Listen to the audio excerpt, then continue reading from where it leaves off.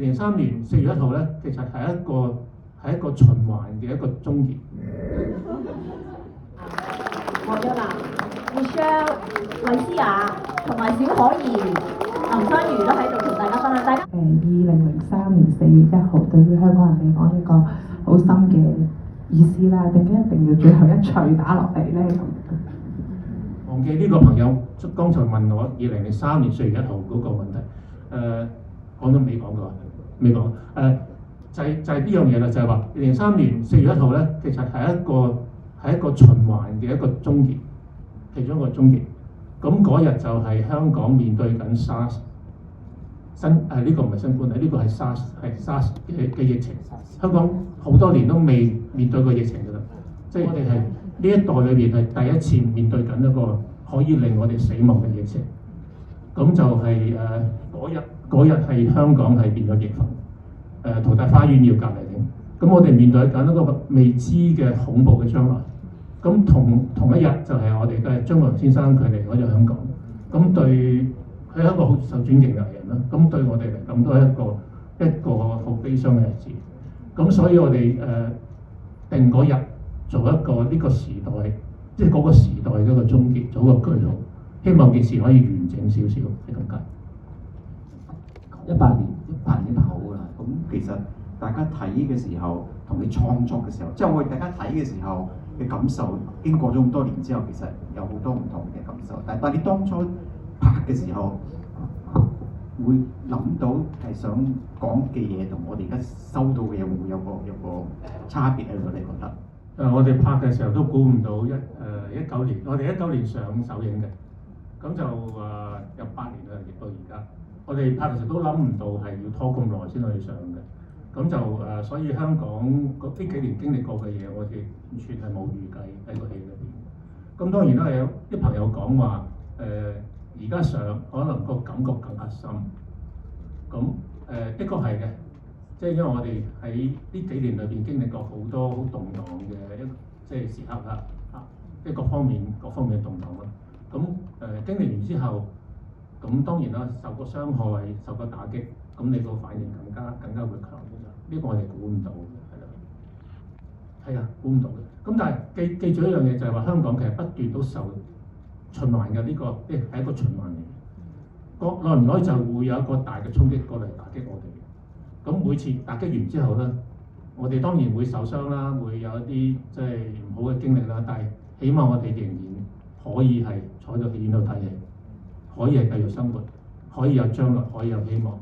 唔好放棄，唔好放棄呢個希望。我哋只要抬頭望，我哋只要開自己嘅心胸去睇，其實好多嘢我哋好奇妙嘅。咁拍呢個戲都係一個咁嘅目的啦，都係希望大家唔好淨係耷低頭望住個電腦，望住電腦啦，而係話開放咁樣接受周圍所有嘅信息啦。咁就如果你哋唔相信 UFO 嘅話咧，你可以當 UFO 係一個比喻，一個戲劇上嘅比喻都得。呢個都係開放嘅。阿梅俾你睇第幾次啊？好似見過你喎。第四次啊！首先恭喜再見 UFO 拎到導演會最佳電影，恭喜我最愛嘅阿梅拎到最佳女配角。你7年前嘅演技終於都可以再受肯定，真係好戥你開心。希望你哋聽日都可以拎到好多獎啦。頭先有一幕令我好深刻嘅就係三個主角佢哋喺天台見翻自己細個嘅嗰一幕。我想問下阿梅，如果你喺現實中見翻你細個嘅自己，你會對佢講啲乜嘢啊？多謝你嘅問題。呢個問題我都問過自己無數次。如果我見翻細個嘅自己，我會同自己講唔使驚，因為我成日都係一個好咩都好驚嘅餐嘅演員，成日覺得自己做得唔好。但係如果我可以翻返去以前，我就同自己講咩都唔使驚，好好享受當下，呢個係最緊要。希望大家都可以好好享受當下。你最好嘅，多謝。送個禮物俾你先，呢個好犀利，我要介紹一下。我可以介紹下，呢個係一個拍板啦，但係咧拍埋會有我哋入邊嘅對白。但係你一拍埋，你唔好拍住，離開咗先，因為一拍咧佢係會不斷講嘅，5分鐘係唔會停，2分鐘係唔會停嘅。你出到去先。15段句好精美嘅，但係當然有棒歌嗰啲嚇，咁就係咯，都幾大聲嘅。UFO 對我嚟講係一個希望。一樣。都係一樣。UFO 喺呢個戲裏邊咧，我哋做呢個戲嘅資料搜集嘅時候咧，喺華富村喺1985年曾經出現過個 UFO 出現嘅一個嘅嗰個新聞嚟嘅，咁報紙有登過嘅，咁香港電台香聲集亦都做過一個紀錄片，係訪問翻當年見過 UFO 嘅細路仔，而家變咗大人啦，咁問佢哋即係點樣見到 UFO 啊？個 UFO 係點樣嘅？咁我哋喺戲裏邊咧，亦都係根據佢哋嗰個描述做翻嗰隻 UFO 出嚟。咁呢個係一個真實嘅事件，我相信嘅，即係喺我拍呢個戲嘅時候，我相信曾經出現過嘅。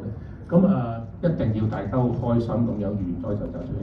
我哋講緊人生，人生就係好多無常，好多時我哋要捨棄嘅，我哋係控制唔到嘅。我哋只不過可以係話我哋擁有嘅時候，盡量去珍惜。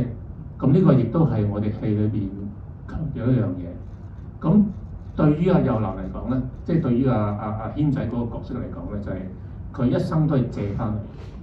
佢自細已經係唔知聽日咩事，咁佢亦都係學識咗點樣去用一個樂觀嘅態度去面對佢不測嘅人生。咁到其實佢一路嘅時候，佢覺得自己隨時會死，點知佢最愛嘅人一個一個咁離開。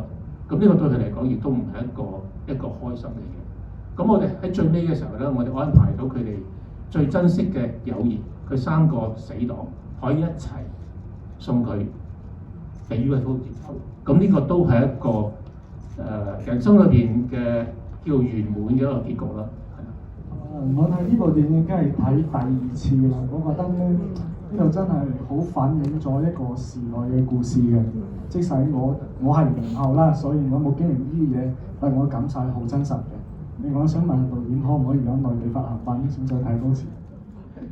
內地發行版呢個問題要交翻俾發行公司同埋我哋嘅製作公司啦，因為你睇個戲其實都知道呢個戲有少少敏感嘅元素。咁敏感元素唔係唔得嘅，要睇當時嘅政治環境啦、氣氛啦。咁如果世界太平嘅話，好多嘢都可以講嘅。